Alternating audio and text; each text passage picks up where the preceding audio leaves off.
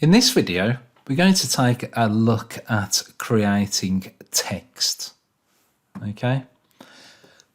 Now the text tool is located with the vector creation tools.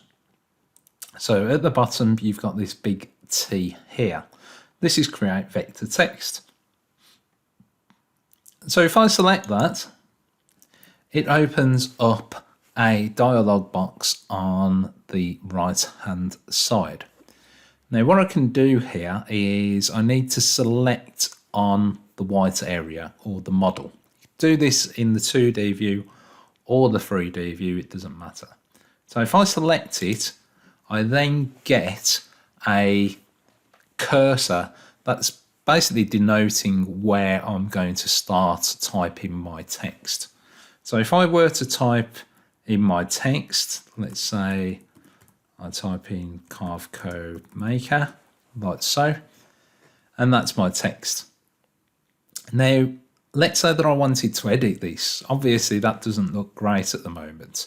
So in order to edit it, I can't just go and change the size. If I were to go and change the size, let's say I make that 30, you can see it doesn't update that Carveco maker that I've created, but it has updated the cursor. So if I were to press space, just click over here with the middle mouse button. If ever you find yourself losing, what we call losing focus. So if you click something here to do something, then the cursor is here rather than on here.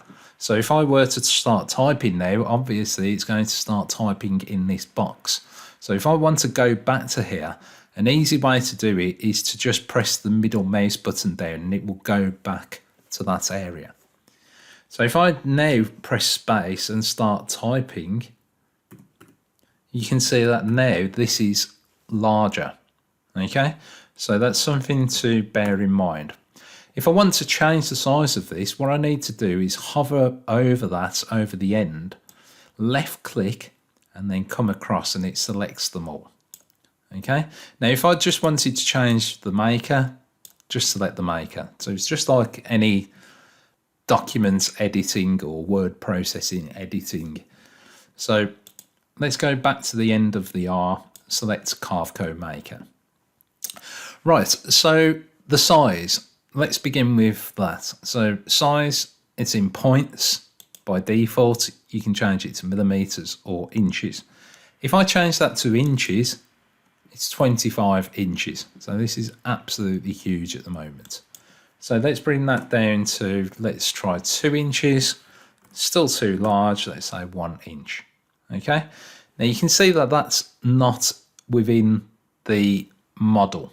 Now I'm not going to worry about that too much. In a future video, we're going to take a look at alignment. But for now, what I'm going to do is press F9 on the keyboard, and this will put this in the center. So I press F9 and it puts it in the center.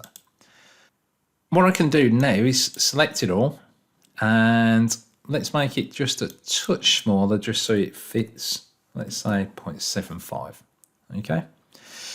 Now with this all selected, you can also justify it to the left, center, or to the right. But at the very end, you've got this option. So if I select that, it will actually create the text going down. Okay. Now make sure that you turn that off if you don't want it to be like that. Just make sure that you're aware of that. Okay. So that button there will change it. Now that has actually gone down below. So if I zoom out, you can see it's not gone down below, it's gone to the top. So if I press F9, put it back in the center.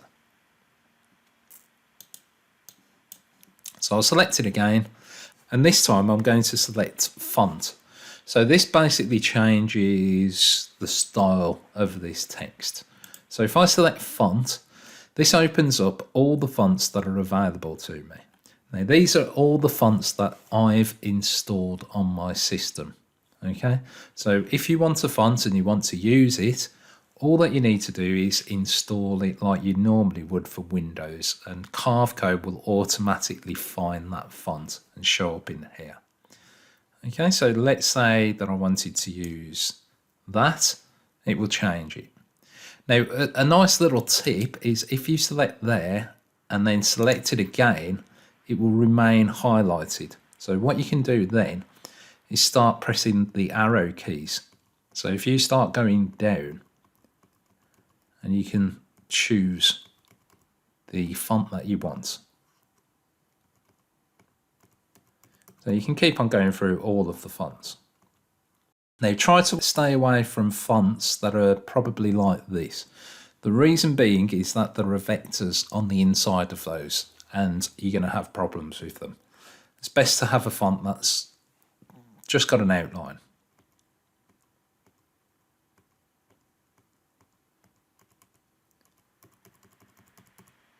Okay, so let's say that I wanted to keep that font. Okay, so what I can do now is select transform. So select that drop down and I can change the width and the height of this if I wanted to. I can also do this here. So if I select that, I can change the width of it. Okay, so I tend not to use these sizes. I tend to use these boxes. Okay, and you can rotate it if you want to. You also have spacing. So what this will do, it will change the spacing between each of the letters. So if I bring that down, you can see it slowly bringing it together. Okay, until it's actually overlapping each other. Okay, so you can adjust the spacing like that. If you have two lines, then the line, so if I go there and then I type in my name, select all of that, the line moves these two sentences together. So if I move that down like so, you can see that it becomes closer together. And I can move it further away. You also have something called constraints. So if I were to, let's say, delete this, and I wanted to do this within, let's say, a box. So if I go to constraints, let's turn off the spacing, and I'm going to have limit by box.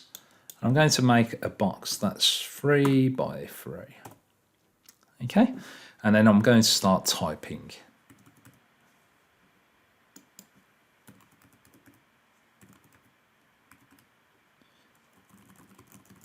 Like so. So this limits to that box. So this is always going to be 3 inches wide and 3 inches in height. So when I get to the height, it should start coming down. So you can see now it's starting to drop that size down. So this is how you get something to fit perfectly in a box. If you're creating, let's say, a large paragraph for something. So this is constraints within that box. Now, if I delete that, and let's go back to the original.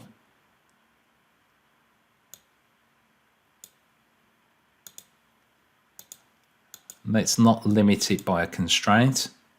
And I'll just type in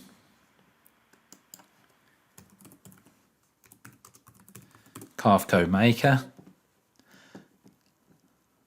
I'm now going to show you how you can change the gaps in between certain words. So if you were to change the character spacing, this would do the whole of the sentence or the whole of whatever's selected.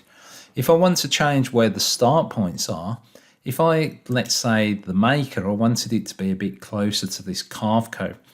If I select my cursor to be at the front of the M, press Control on the keyboard, and then I can move that to wherever I want, like so. And you can do this for any of the letters. So if you want to tweak this, just move the cursor to where you want, press Control down, and then select the cursor and you can move it. Okay, so that's how you adjust the spacing. Press Control down and move it. So in the next video, we're going to take a look at the bottom section, which is on a curve. And this will show you how you can create text that's aligned to a curve. Now, when you're done with this and you've finished editing, select Create, and that creates the text.